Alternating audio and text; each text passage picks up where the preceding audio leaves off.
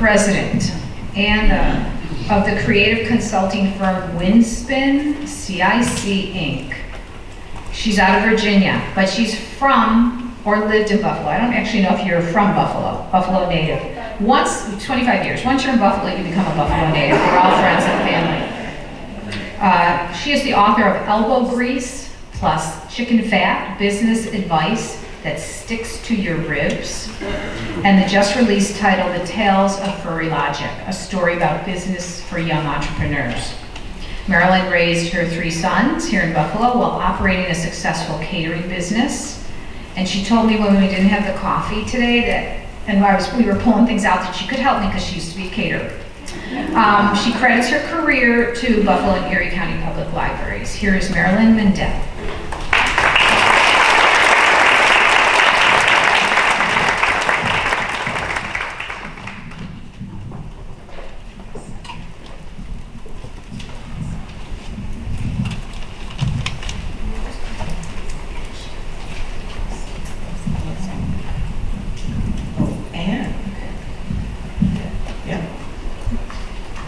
I'm going to try not to cry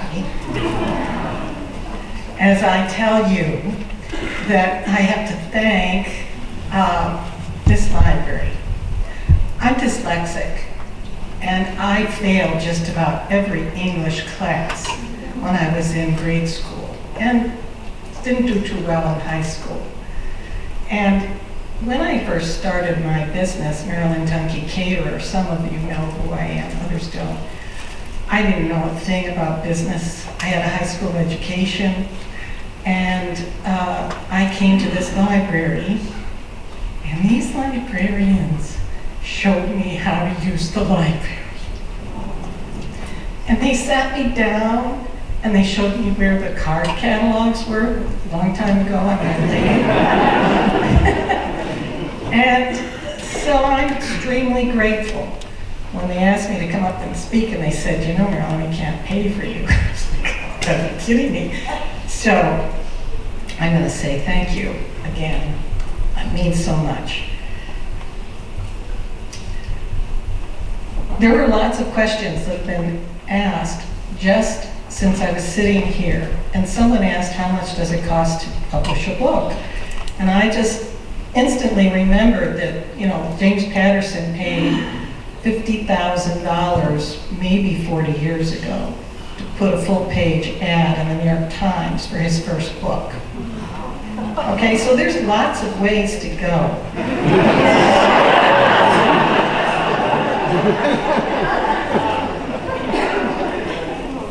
And you know, it's tempting to spend that kind of money.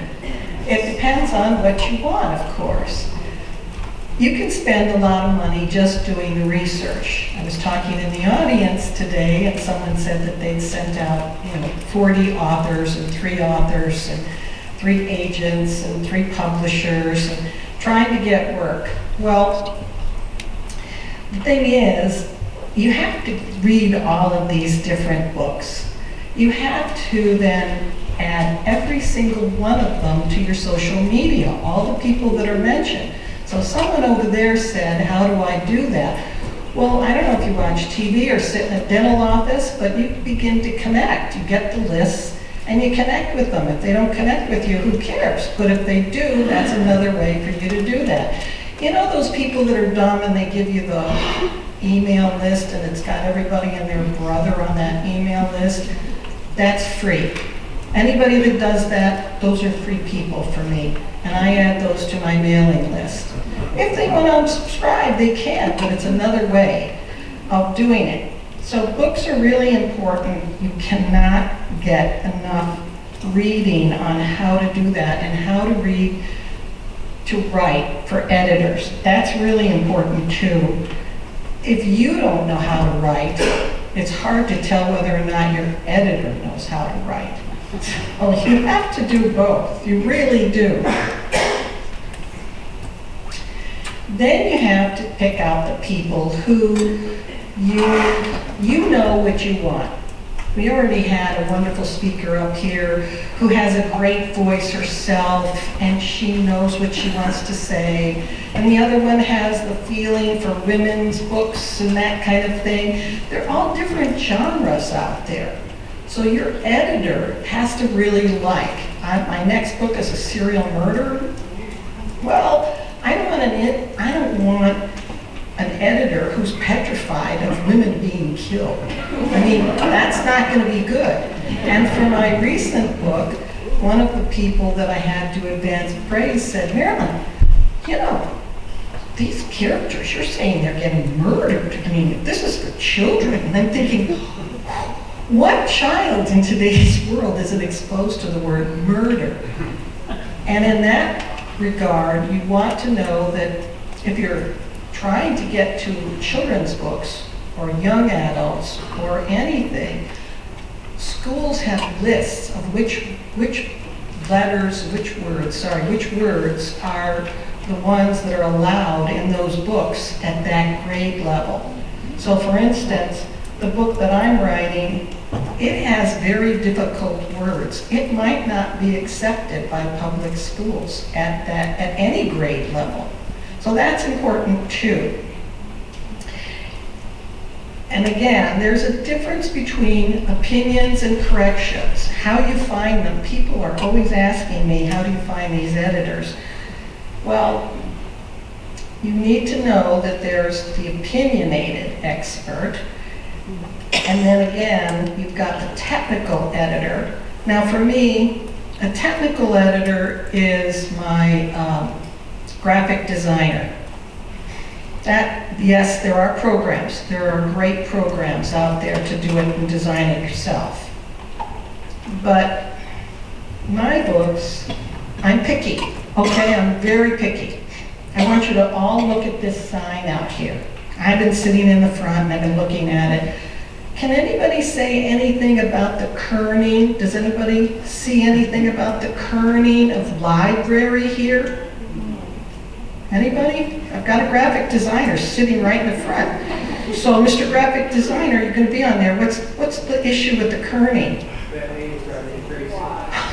Can't sit here. How about the Y? Anybody having a problem with the spacing of the Y? Okay? All right, sorry. I have to pick on somebody. You're in the front row. You know, that's part of the comedy show. You're in the front, you're dead, right? Okay. So, I'm a typical artist. I'm picky. Well, if you're picky, it's hard. Somebody said, how do you get published? Well, if you're like me and you care about kerning or hyphens at the end, if you send your books out to Amazon, you're going to come back with all these hyphens at the end of each page. If that bothers you, which it bothers me, then you've got to go to somebody like a graphic designer who's going to fix that for you. But every graphic designer is not the best graphic designer, and the graphic designer is not your editor. You need, if I'm doing my serial murder book right now, then I need, it's about tattoo artists, so I went to the tattoo conference last week. You need that kind of expert to look at everything. You need a profiler from Quantico, you need a detective, you need all those people. Okay, pals that tell the truth, editors that tell the truth. There's a difference between editors that say, well, you can't use the word topsiders.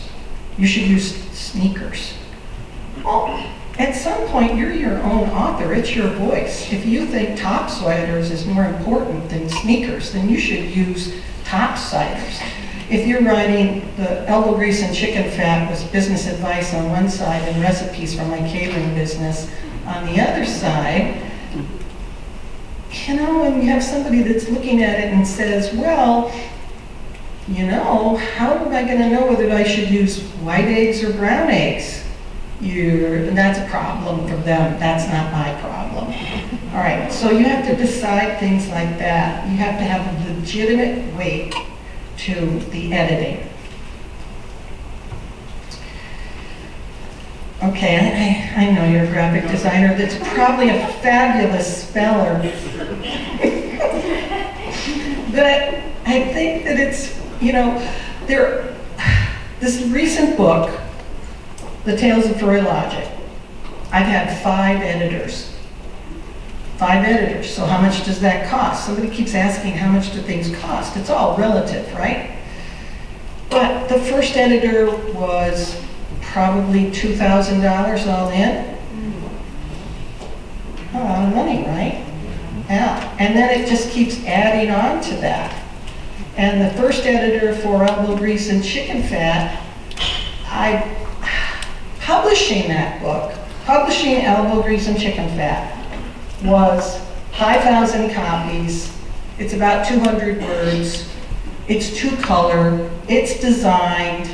It's not just, it's on good paper. It's good ink.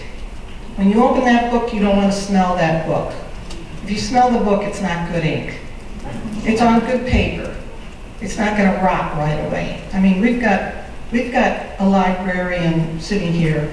The taking care of books that rot, that's a major problem, right?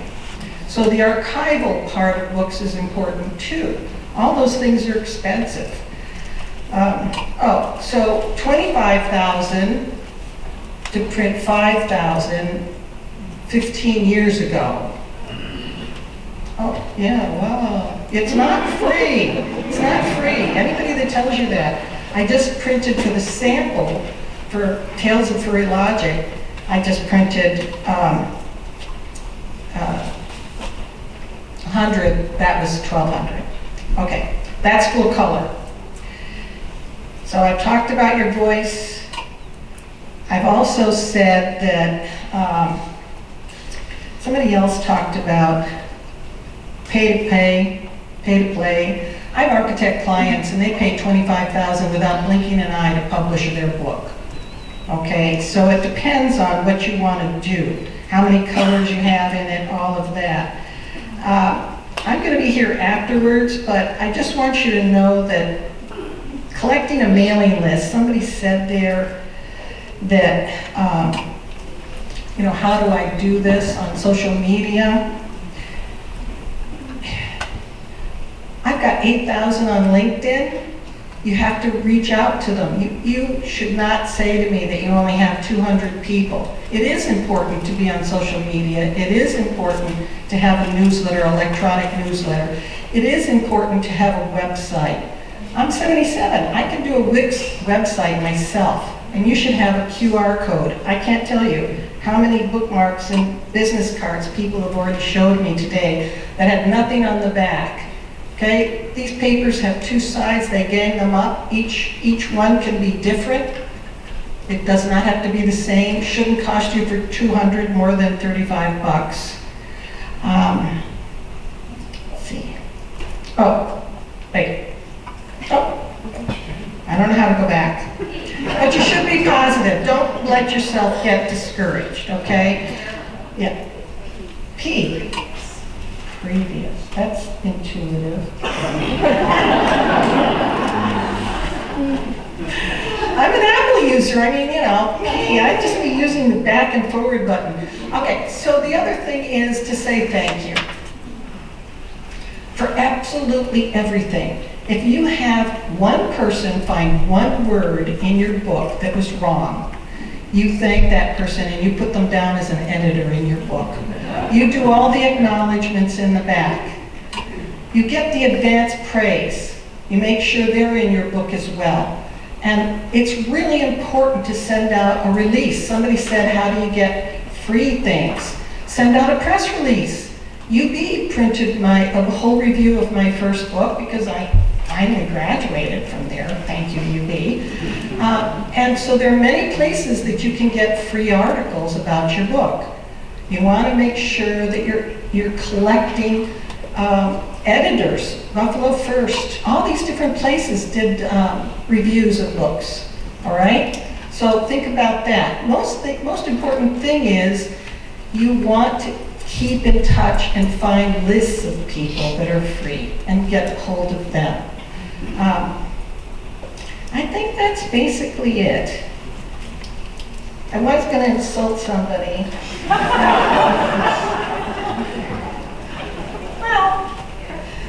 Okay, here's her bookmark, and she said it only takes me 2 seconds to tell about her book. It's called Prattle Prophecy, and it's by Roberta Worthington. Okay, so she just got free advertising. The main thing is, this bookmark is great. It goes to her blog, but if you're going to have a blog, you might as well have a website. And then you might as well have an electronic newsletter. And then you might as well make sure that you've got at least 4,000 or 5,000, and then you better make sure that you've got at least a 67% open rate. And then you better make sure that you forward that onto your LinkedIn where you've got 8,000. And then when the library sends you a notice and says, please advertise this, make sure you do 1,000,000 times. Okay, so that's kind of how it works. It's not cheap, it's very expensive to do books. One final thing. I'll behave. There's a difference between self-publishing on Amazon and self-publishing. When I self-publish, I'm printing it myself, like the Little Red Hen story. All of you shaking your heads, how many of you know the Little Red Hen story? Okay, so I'm doing everything just like the Little Red Hen. Then I get all the money back too, okay? I get to eat the bread. This is self-publishing when you go to the printer and you stand there and it comes off the press and you're holding it. Amazon, if they're doing it, it's a whole different ballgame. They don't, especially if you're an artist like myself, you know, you're not going to get the quality that you get if you do it yourself, if you're picky like I am. Okay, thanks.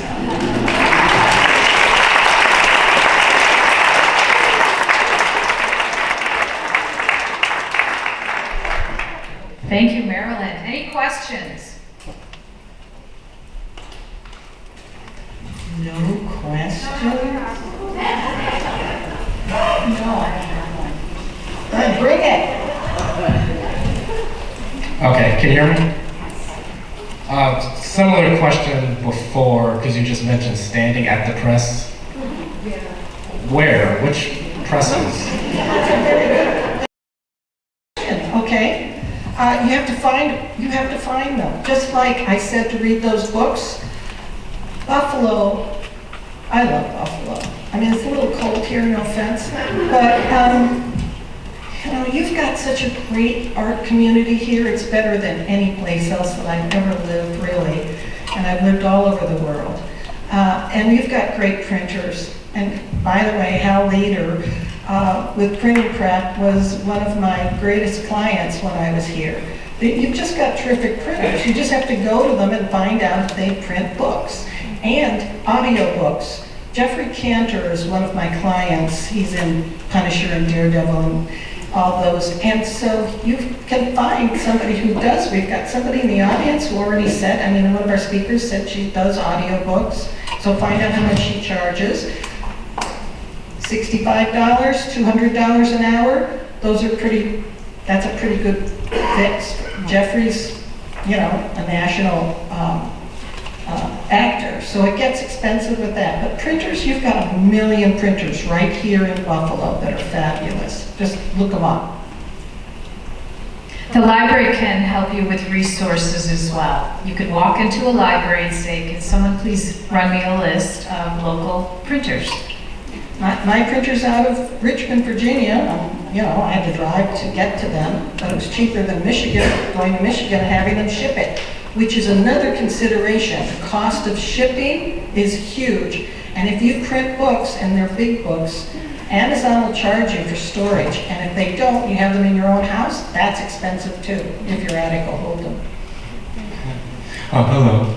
I just wanted to ask, what did you mean when you said, or when the presentation had said, editors for words can't see widows? What did that mean?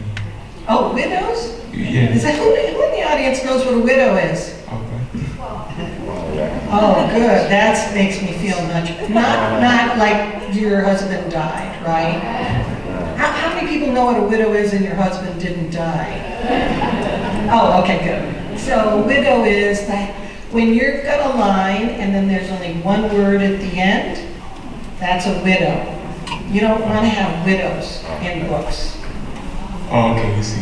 I'm sorry. You see me. I'm a poet. I think very imaginatively. Well, you can, poets want those one words. That's also designed for poets, right? Because it's important where your words sit on the page. That's very important. Definitely. Yeah. So you don't want somebody putting that one word up on the next line because it'll save space. Yes. Yeah. Okay, and one last thing. Would you say, which is more reliable, the technical expert or knowledgeable expert? Say that again, please. Which one is more reliable, the technical expert or the knowledgeable expert? Okay, so you've already just heard me say that I've had 5 editors and gosh knows how many graphic designers. Reliable is really what's in your brain. And I mean that because you're the person that has to look at what they've done and make a decision of whether or not they've done a good job. My one editor was in a car accident, and she was the head of the English department at the University of Tennessee. After that, I think, I'm not sure, that her husband must have gone over my book and edited it for her, and raccoon suddenly only had one C, and color was spelled C, O-U-R at the end. Well, thank God I caught that. So they had corrected mine, okay? So ultimately, it is with you. Okay. But you do need many people, and as there's always going to be something that you miss. I missed buttermilk in my first book. So if you've got that book and you're going to make buttermilk biscuits, you need to add the buttermilk. Thank you. Anybody else? Yeah. Hi, Marilyn. My name is Jason Gustman. And the question might run a little bit long, but I figured this is my one chance with you, so I'm going for it. Hopefully people can learn from my mistakes. But it's been about a 10-year period. Me and my partner, artist, put together a graphic novel based on a true crime story from here in Buffalo, in Kenmore, New York, actually. I used to live there. You used to live there? Uh-huh. Oh, right on. Okay, that's great. But it was about some things that happened back in 1985 at Kenmore West, and it was, it's pretty much very much a labor of love. But anyways, we did a Kickstarter. We got, the book published the way we wanted it to. The black and white was great. Everything was done correctly. We thought. We had have a website. 2 copies of it are upstairs right now. We did a reading and presentation here. We got a good backstory. The book was required reading for a course at Canisius on graphic novels. We currently have a weekly Instagram comic. We put together a podcast about all the true events that led up to all the fictional stuff we did. Nobody knows who the hell we are. Honestly, it's just Somebody, Please. I'm going to be a camel right now and say, I'm speaking. No. But I think it's important that you hear, somebody else said that to me, the cartoonists for the New Yorker submit 10,000 cartoons before they get one published, all right? Last year, over 1 million books in this country were published. 1 million, okay? So getting your books out there my book is at it's Georgetown Bookstore. It was required for my course in Georgetown. I think Georgetown's a good place. And so it's a process. It's a process of constantly being out there and marketing yourself. And how many people do you have on your LinkedIn? I don't go to LinkedIn anymore. Okay, so that answers that question. I'm vicious, Sure. I admit it. Hey, My that's kids fine. don't talk to me because I'm vicious. No, I'm just kidding. But Sally knows I'm vicious. But, so how many followers do you have on Instagram? Over 1,000. Okay. All right. So again, I go into a client, and a client that's been in business, most of my clients are architects or designers, actors, and they'll say to me, I've been in business for 25 years, they'll say, and I'll say, great. How many people on your mailing list? And they'll say, we have 200. Like, my grandchild has 200, okay? So I think it's really important. I'm not trying to be too vicious, but the reality is you should all be reading the book Grit, or at least listen to it on audiobooks. I'm sure you have Grit, right? By Angela Duckworth. It's important because it takes grit to get your books out there. It takes grit to keep adding on social media. It takes grit to do these things. 100 hours to do a book? I don't think so. Who are you kidding? 100 hours. I probably put in 50,000 hours over 7 years to do this book. I have gift cards that I've produced, prints that I produce, numerous workshops that I've done. And that's just in preparation for the publication of this one. It's the best I can tell you. It's a vicious world out there, worse than me. Thank you very much. You're welcome. Marilynn, while I'm going to the next person that's going to ask a question, I'm going to ask you to tell everybody how we found you.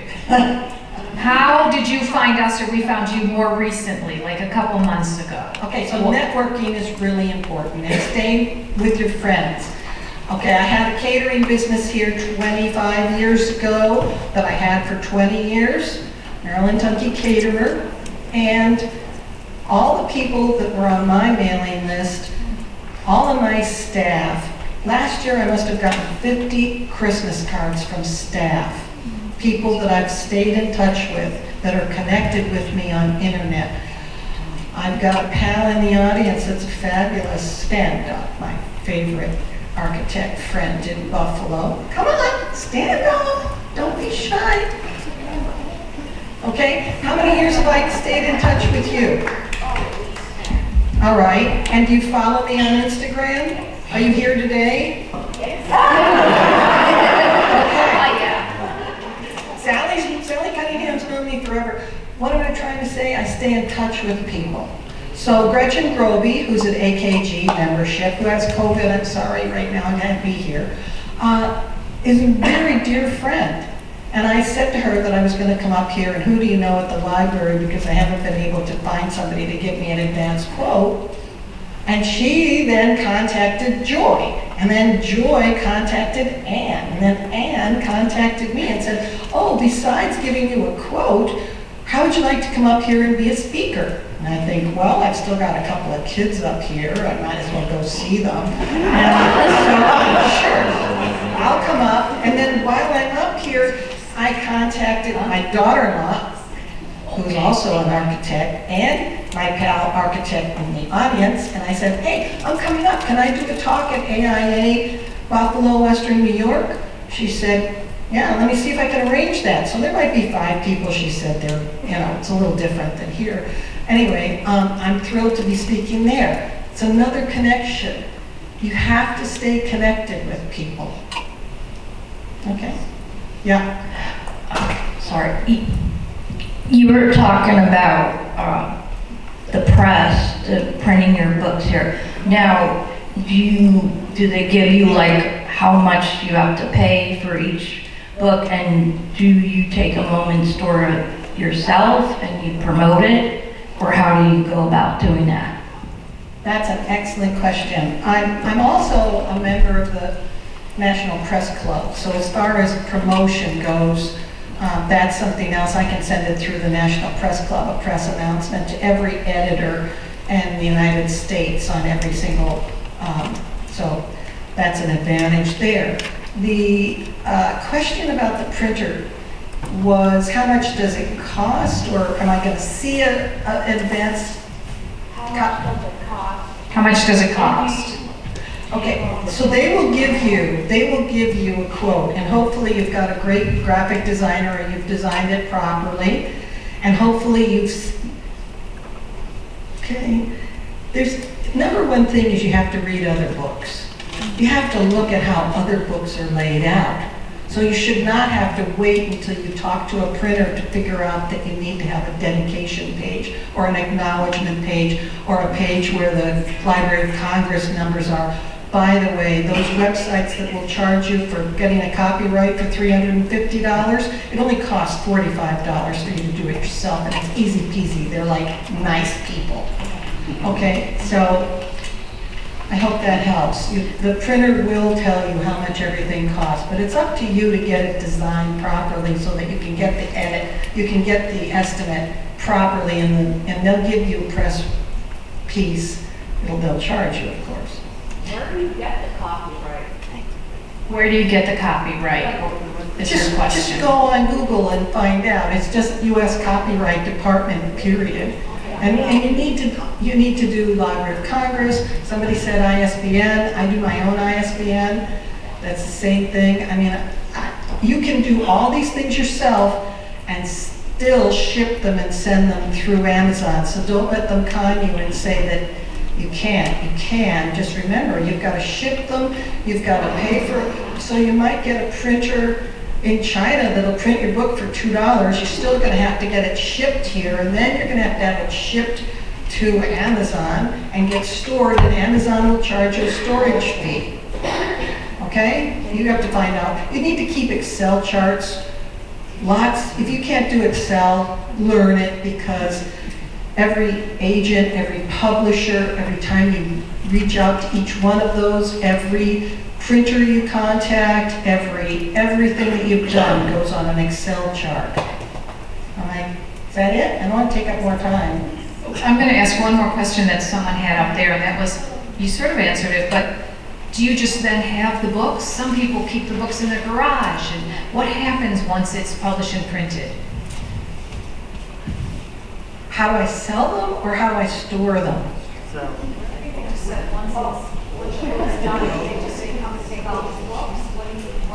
Yeah, well, this is a tiny book, okay? This book's tiny. So 100 of these only cost, 100 of these is like 2 boxes that I can't lift. And I'm pretty good, I can lift 50 pounds, so it's, like that. But this book, because you want to print a run of sample books, because you're going to find out that you left out buttermilk, and then you have to print it again. You don't want to print a full run and find that out. It's better to do 100 books and then find out that there's still something wrong. It's all a process, right? Okay, so storage can be a storage unit if you've got a huge one. It can be stored on Amazon. You can hire somebody to store them. Your printer might store it for you at a small charge if that's your printer. Okay?